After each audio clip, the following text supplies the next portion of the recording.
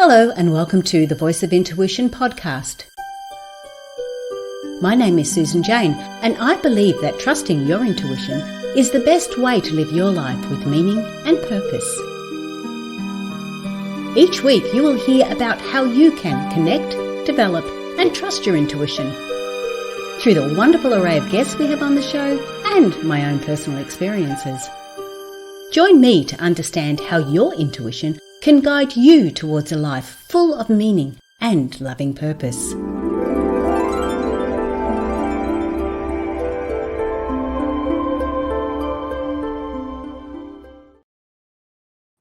Hello, welcome to the Voice of Intuition podcast. My name is Susan Jane and I'm your host for the podcast.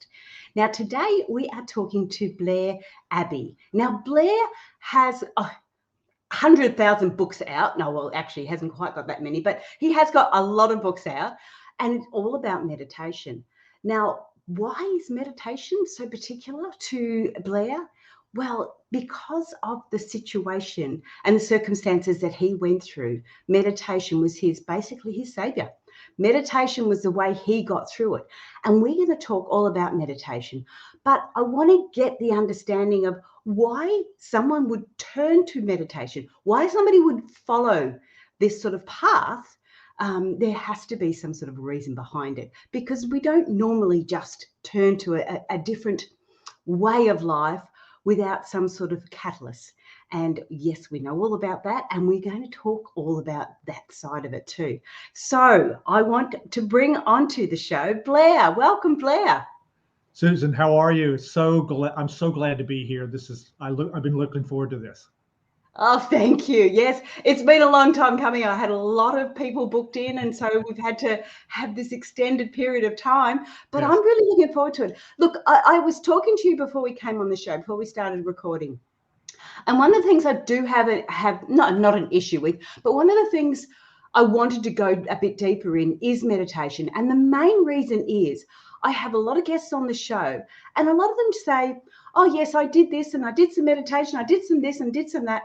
And they seem to brush it off.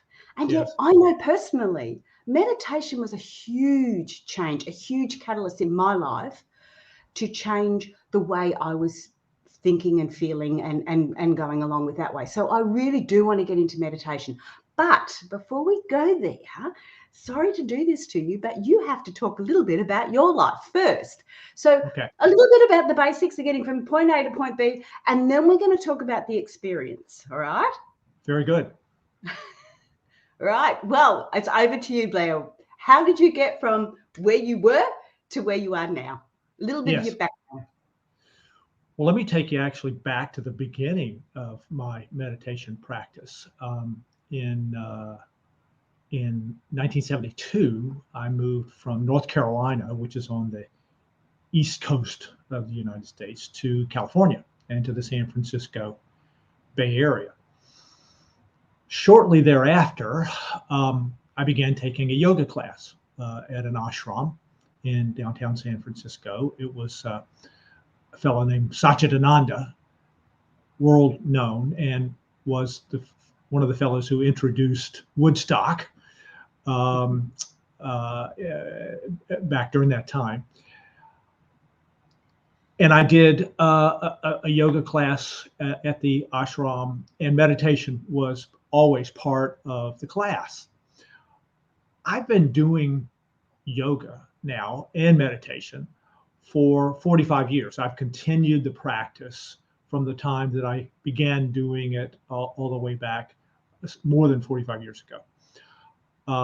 And it's been really valuable. Yoga keeps me limber and stretched out, and meditation and that type of meditation with that program was always really nice. However, my real breakthrough with meditation came a little more than 6 years ago, when I had moved to San Diego to take a large promotion with an organization as assistant state director. Unfortunately, I found myself in employee hell because my boss was, to be generous, a psychopath. She was abusing employees. She was mishandling funds. She was running the program into the ground. And she was talking about blaming me for all of that because it began to come to light that there was a problem. Well, all of those things were just unacceptable. And so what I decided to do was a whistleblowing and reported what was going on to the higher ups. An investigation was done. She was fired, but they fired me too. They said I was a troublemaker. Well, what that essentially meant was that I had exposed their incompetence in managing her, and that had brought a bad attention, if you will, to the fact that they weren't watching after things, and that made me a troublemaker. And apparently that happens to a lot of people who do whistleblowings. That was really the impetus for me to, as a result, take a deep dive into my meditation practice. So Blair, when you're talking about whistleblowing, yes, it can be different. Look, I hear the terminology and you hear it a lot, but yes. You hear it in the higher rankings of corporate worlds. Yes.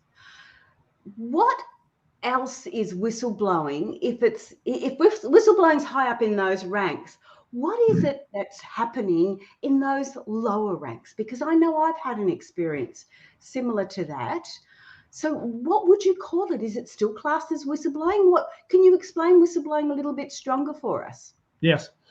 I would consider any time that somebody in an organization decides to let higher ups know what's going on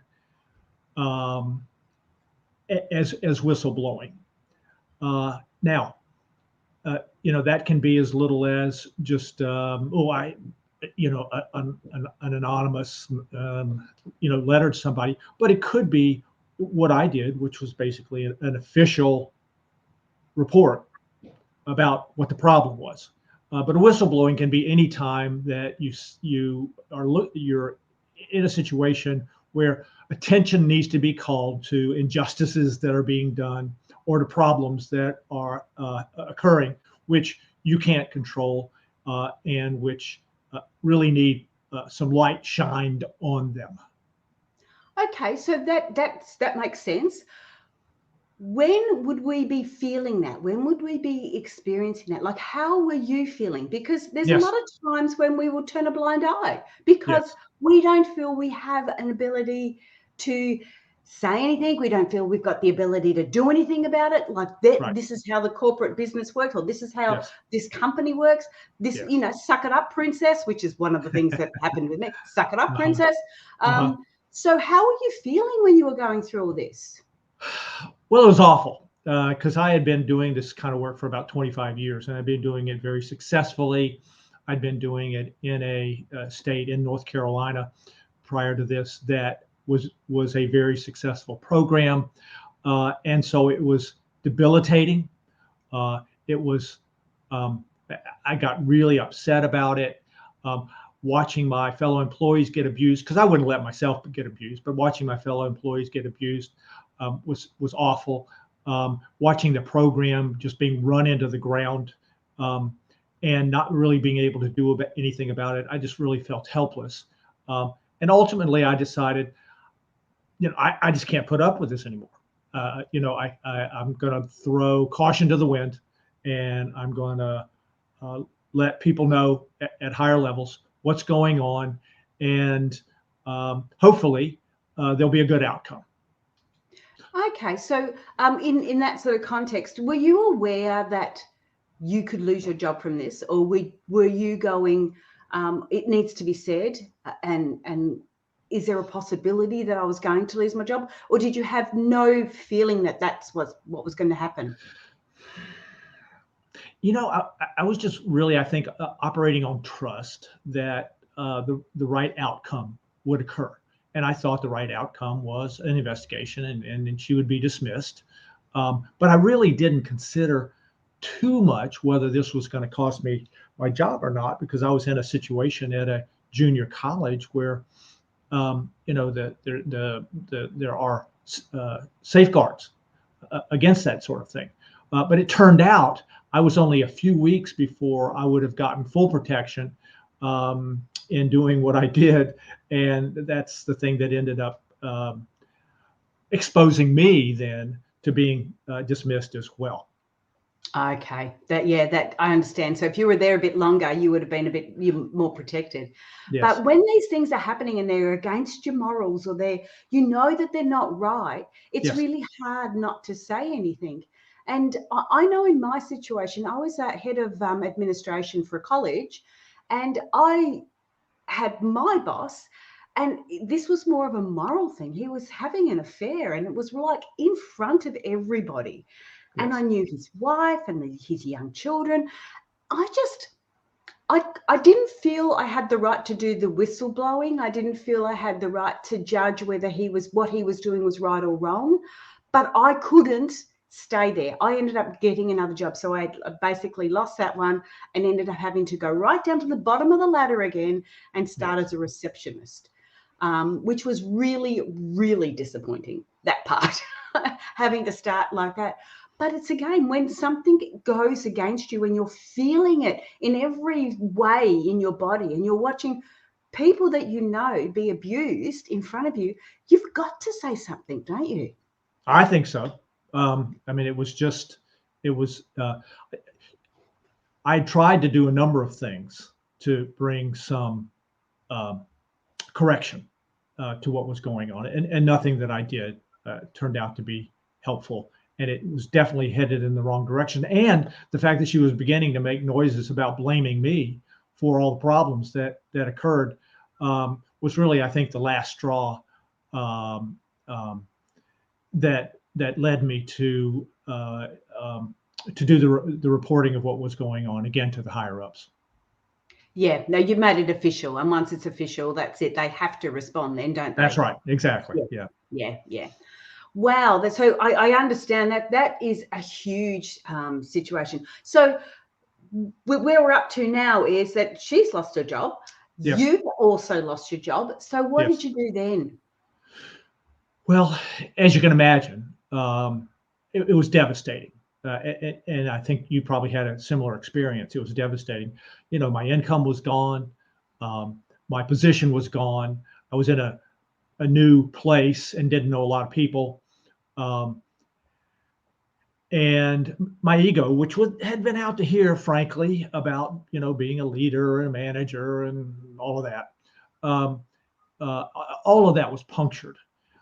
And I decided that what I would do, would be to look for other opportunities. But really, what I did for therapy was to begin to write, to journal.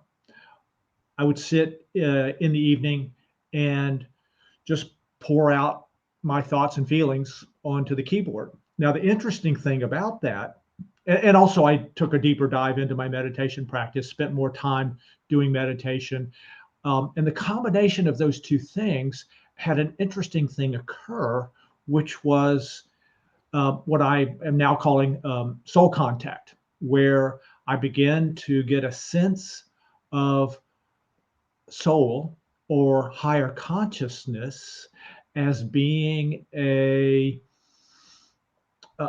part of me, which I had really never accessed prior to that in any of the other explorations that I had done.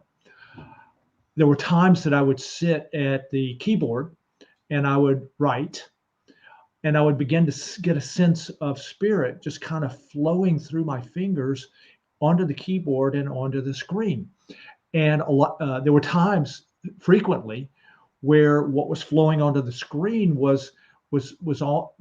really wasn't my normal human mind generating the ideas, the concepts, and the material that I was pouring into this journal that I had started. And it began to be clear that what I was having was an experience of illumination. Okay, hang on a minute. Hang on a Yes. minute, Blair. Hang on. You're going too fast. I want to. Okay. Right. Okay. Okay. So, and look, it's really funny because I'm really relating to this because I know I've gone through it. Yes. So you have started journaling. Now, when people start talking about journaling, Yes. we normally talk about handwriting journaling, Yes. right? Yes. Yes. You're talking about keyboard journaling. And that's what I like because that's what I did as well. Yes. I didn't want to do the handwriting. I Right. started doing the keyboard writing and I Yeah. would just start typing. Right. And it started to all flow through too. Yeah. So that was your first big step, wasn't it? Like you were doing your meditation, Right. and we're going to talk a bit more about that. But one of those things was journaling and how important that is, because I see journaling, and I'll get your opinion on it, but Yes. I see journaling as an active meditation, not a passive meditation, but an active meditation. Yeah, I think that's true. Absolutely. And that's when I started writing my book because of all that. But all right, so you sorry, I'll go So it back. becomes, and you may have had the same experience. It becomes an active meditation when you begin to have an experience of higher consciousness, or when you begin to have an experience that expands your awareness, so that you have a sense that something else is happening besides that you're writing, but there is the spirit is involved, and that there's a movement that begins to happen, that's in a way kind of mind blowing. I mean, literally, blowing your three-dimensional mind. That can this possibly be happening? I mean, what is going on here? But it doesn't take very long to begin to trust that, because I could feel it was a part of me, but it's the higher consciousness part of me, or the soul consciousness of me, that I began to have contact with, and that began to flow through me and began to flow into the keyboard. That's exactly right. It is, and it's that feeling. It's really, really hard to explain. But you don't know. You know what you're doing, but you don't know what's coming out, what's happening, and you know that there's something else there that's guiding you. One of the things that reminds me of it, and the only way I can sort of get a visual of it, I don't know if you remember the movie Ghost, where she was working with the pottery, and he came in behind her and was moving her hands. That's almost what it felt like. It's kind of like that. Yes, exactly. Yeah. But the interesting thing is that it's a part of you which you've kind of always known was there, but which you had never invited in fully, and therefore it couldn't participate in my life. It couldn't. It was there. It was available. It's always available. It always wanted to be part of my life, but I had never opened up to it. I'd never allowed it to come in. And then once I opened up to it, it just flooded in. I mean, it's just, it was, and the development of the relationship with that part of myself has been an ongoing process now for the last 6 or 7 years.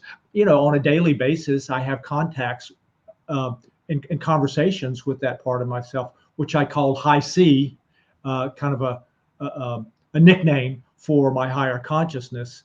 And the development of that soul contact, and the development of that soul contact development, has been very interesting and illuminating, and again, human mind-blowing process. And it kind of got me beyond the chatter that my human mind has had a tendency to do. Yes. Now, before I go any further, if you want to connect with Blair, it is highcmeditation.com. So Yes. then the capital H-I, C. capital C, yeah. Yeah, meditation.com. So you can connect with him there, and he's got a lot in there. He's got these 6 books on there too. We're going to talk about soon. Okay, so I totally get that feeling. I totally get that understanding. Let's just go back a little bit. Okay. Because I want the listeners to know the step-by-steps to get to that point. Because I know I was already practicing meditation. Now, I wasn't doing it a heavy duty. It might have been a couple of times a week. When I first started doing meditation, I'm one of these people that if you're going to do it, hey, mate, do it. Just go and do it. So I did it, and I did it every day for, I started off 10 minutes, 15, went to 20. I would then go every day for an hour in the afternoon before the kids got home from school. So I set myself a time, I set myself a routine, and I started to follow that. But when this all happened, my experience happened, I was not practicing meditation anywhere near that. So I guess, but I did know how to do that. So I guess where I'd love to go now is step back, because you had already practiced meditation before the wheels fell off as well. Yes. Yeah. Can we just go through and what is some nice, easy, basic understandings of how we can start meditation, how we can start to go with that, how we can start to open up and allow us to be able to listen to that spirit coming through? I understand. Well, first of all, meditation really is not mysterious. It's not magical. And it's not hard to do. I mean, it's as easy as taking a breath in 2, out 4, and just sort of sinking into your heart, and having your mind stop chattering for a moment. I mean, it's as simple as that. Some people meditate by praying. Some people meditate by doing yoga. Some people do meditate playing tennis, active meditation, Tai Chi, which I like to do. So there are all kinds of ways that you can learn to meditate, but it's really very simple. Doesn't have to be complicated. A lot of meditation practices, though, are about mind training. And mind training meaning trying to train the mind to be quiet enough to have some space between the chatter. And that can be hard, especially if you want to do meditation for extended periods of time, because your mind wants to come in there and wants to be in charge and so forth. So a lot of the meditation practices are the more formal meditation practices are more complicated and also are about mind training, which can be difficult and can take years to do. What I realized as a result of the work that I was doing in conjunction with my higher consciousness was that there is a more direct path to what I would call illumination, or an easier way to meditate, following a process which I called higher consciousness meditation. And higher consciousness meditation, it has about 3 or 4 steps to it. The first of which is to just say to yourself as you sit down in a chair or sit down on the floor and cross your legs, saying to yourself, peace, be still, and just taking a breath and begin to again sink into your heart. And then step 2 is to say, God, or I like to use the term the all, because God has so many different connotations. The all is, and just have it be an open-ended statement and allow God, Spirit, the all to fill in the space there that you allow for that part of yourself to communicate to you. And it will. Now, it can take a while. You might have to do it 10, 15, 20 times before you begin to sense that, oh, the all is omnipresence. I get that. I can feel that. Oh, I'm one with that. And so the acknowledgement is of the all, letting the all respond, show itself to you, and then responding with, oh, I'm one with that. Sure, of course.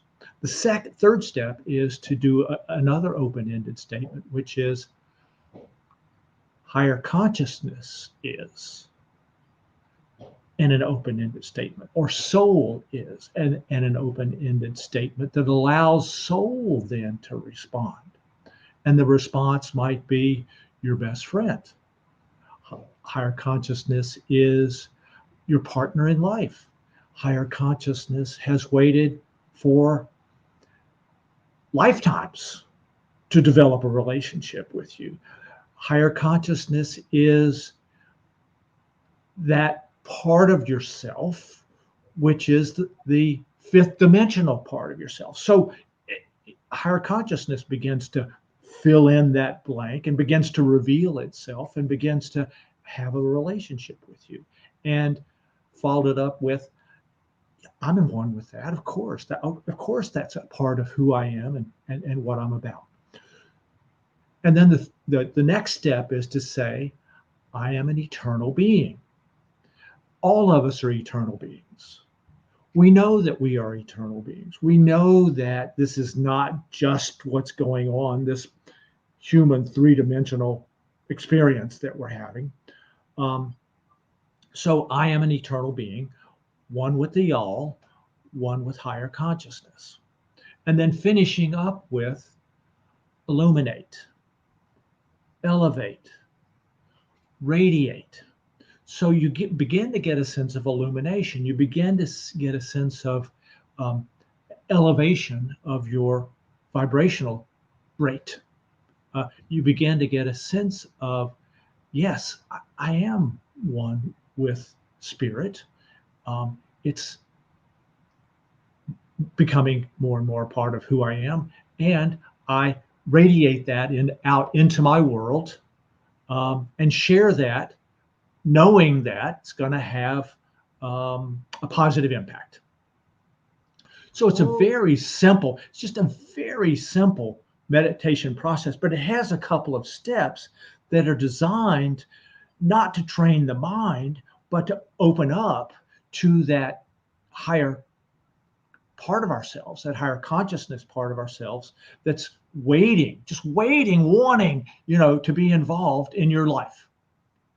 I love that. Yes. And it makes it takes you on that little journey. So you're not trying to do the whole lot in one big fell swoop.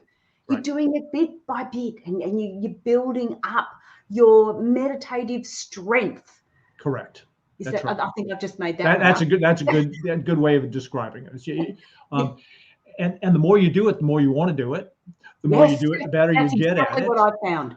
The more I got to the stage where I couldn't go without it. It was part of my routine so strongly. Yes. And I loved it. And it's a great way to start the day. Mm-hmm. It's a great way to end the day. So I tend to do it twice a day, in the morning and in the evening. It's a great way to kind of get yourself ready to go to bed. It's a great way to help you go to sleep. Now, during the day, I think it's also helpful to do mindfulness meditation techniques or practices, which tend to be just taking a moment, taking a breath, taking a sacred breath, just taking a moment, and just do it once a day. Just take one moment for one day to start with. But again, saying peace, be still is a great mindfulness technique. I offer a bunch of different techniques in my mindfulness book, but there are sayings that you can say to yourself that remind you of who you are and take you out of your normal day-to-day, mind churning activity and put you into just a quick moment of being in the moment and just having an experience. And it's a good saying peace to yourself, peace be still, before you have to go give a big presentation, for example, is a great way to calm yourself down in a meeting that's boring and mind-numbingly so. Saying to yourself, peace be still, is a way to just settle in to the moment, let it be, look around, see the bigness of the people who you're meeting with. These are techniques that during the day can calm you down, and you might stop shouting at the person who just pulled over in front of you in traffic, and realize that they're human too, and they're in a state of agitation, and they just made a mistake, and it's okay. Forgive them for pulling over in front of you instead of cursing at them. So those are the two things that I do on a daily, regular basis, and it begins to become kind of a lifestyle where I want to be peaceful. I don't want to be stressed. I want to be loving. I want to be natural. I want to be intuitive. I want to be creative. And this is a way for all of those things to occur, and your life kind of begins to lift up a bit. People and circumstances and activities begin to take on they begin to really support your life, and good things and people begin to be attracted to you as a result of your just getting calm, as a result of your vibration going up. The law of attraction says like is attracted to like. So if you're in a higher state of consciousness, you're likely to draw higher states of people, things, and circumstances into your life. If you're, down in the darkness, the tendency is to, unfortunately, attract dark people, things, and circumstances into your life. So it's a way of really altering the quality of your life by rising up in consciousness. Okay, I've got to jump in here because I'm loving where you're going with this. The books that you've got, because you've just basically spoke about them without speaking about them. Okay, yeah, it's true. So you've got a book called The Meditation Book. So obviously that's all about meditation. You've got a book called The Mindfulness Book, and that obviously is all about mindfulness. Yes. The Manifestation Book. Yes.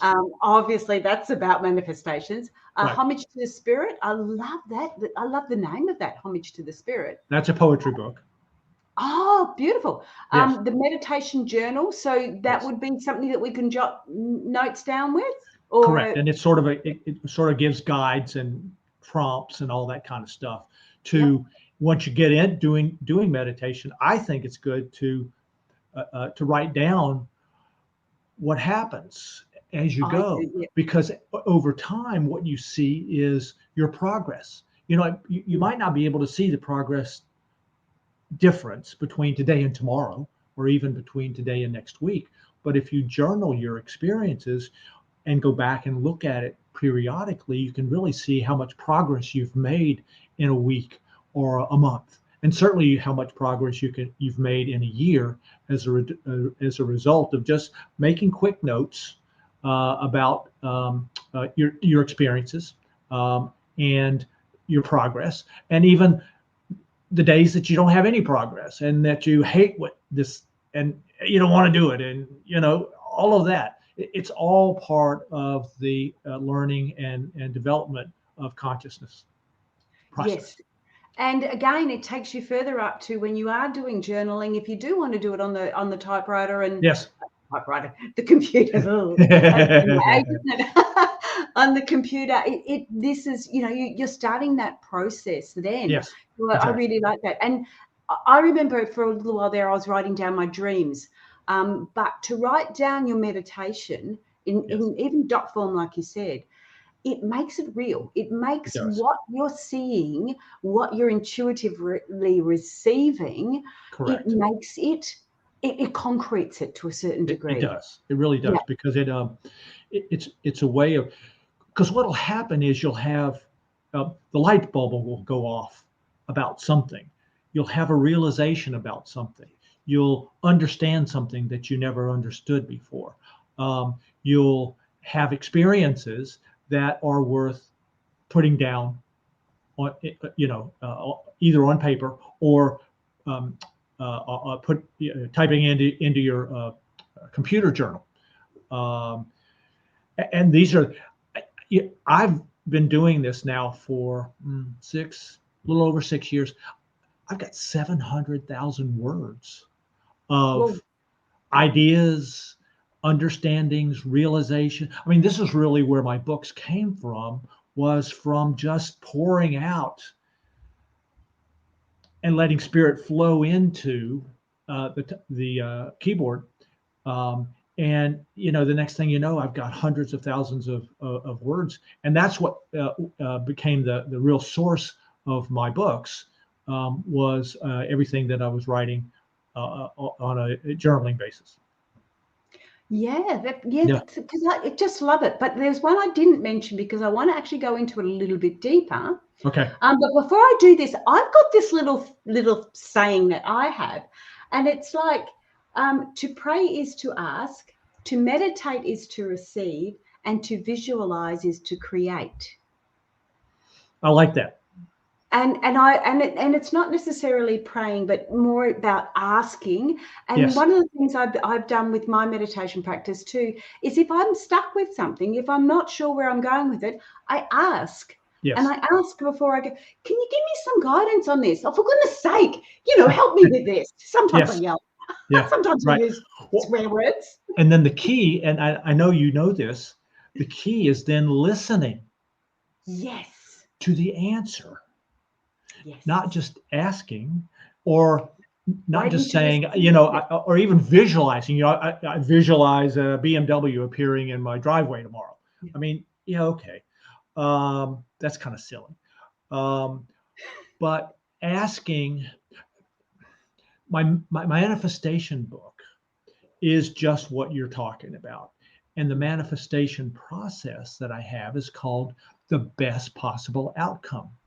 And the way that works is I ask for the best possible outcome as it relates to my podcast session with Susan, pausing, getting a sense that spirit is moved a little bit, something's happened, okay.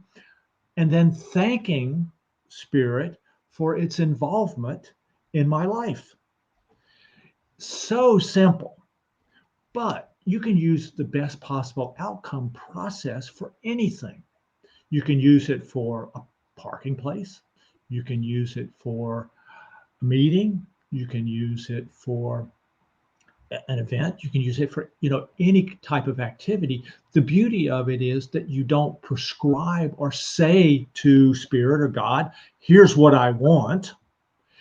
It's, I want the best possible outcome related to, in a big picture sort of way, some specific issue, and then allowing spirit to answer and to move in a way that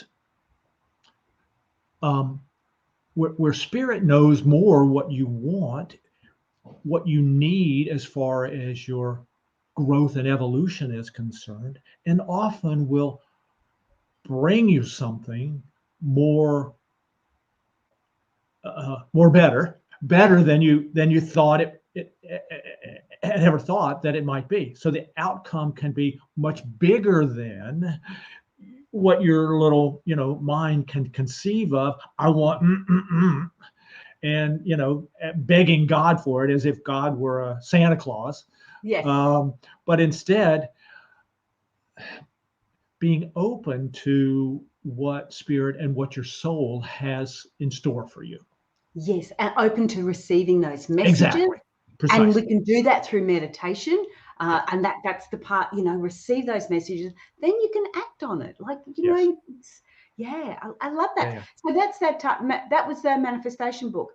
Right. I want to quickly, because we're getting through the time now. I just want to quickly go back over the amazing benefits of meditation. I didn't respond to that one.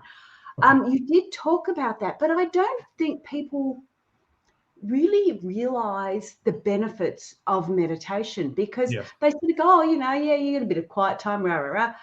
But it changes your world in a different, it changes your outlook of the world in Correct. so many different ways. It does. And that's kind of what we've been talking about. Now, the interesting thing about the many benefits of meditation is that book is a deep dive into the scientific research on meditation, where the scientific research in 3,500 studies that have been done has shown the positive impact that meditation can have on your on you physically, mentally, and emotionally. That it can affect your physical body, your mental body, your emotional body, and also lift your consciousness. So that's really what that book is about, is a deep dive into what the scientific research says, and then some of the reasons why, for example, not only stress, but heart conditions, even psoriasis has positively responded to meditation. So people have found on emotional levels, mental levels, and physical levels that meditation can have a positive effect in that way as well on our, on our three-dimensional biomechanical vehicle, that we run around in with this onboard computer processor that's constantly churning out text messages to us about what we should be doing. So, because we are getting a bit low now on time, I do want to let everyone know that they can get a free copy of Blair's The Mindfulness book. Yes. You can get that on the website too. So we've got a website going along the ticker tape, but I would suggest you go to the highcmeditation.com, because on there you will see all the books. See all the books, sample chapters, blogs. I do a blog post twice a month, and it's always kind of what's going on with me now and some of the realizations that I've had today about certain things. So that's also a way to kind of stay tuned, if you will. Yes.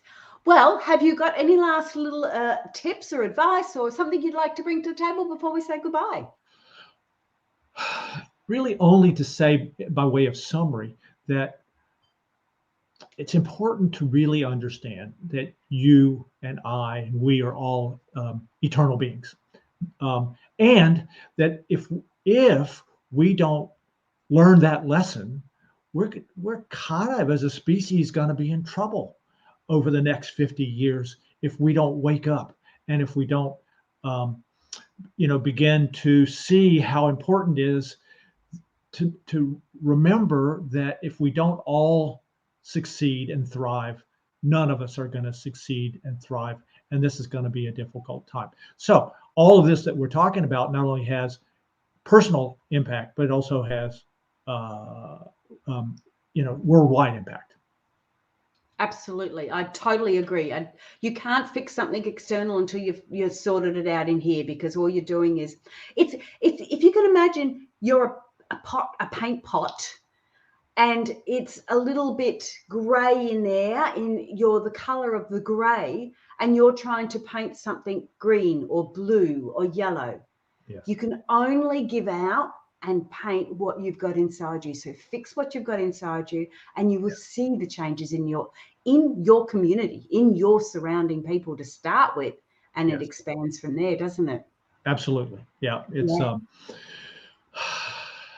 I think your whole world really takes on a different hue when you begin to have soul contact and have a sense of higher consciousness, and your whole life begins to change and get better, really.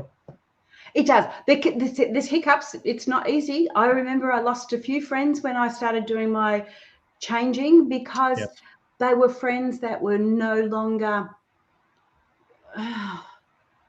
we were vibrating at a different frequency. Right, I that's couldn't right. handle that Inconsistent negativity. or yeah, vibratory rate. Yeah, yeah. Yes, I just Unfortunately, couldn't that handle happens. that negativity. Yeah, I had to let them go. right. They needed to learn their bits, and I'm learning my bits. So Yep. yeah, it can be a bit challenging, but hey, it's wow, doesn't it change? But that's it. Thank you so much for being on the show, Blair. I thoroughly enjoyed it. I love how Well, you this is put it. great.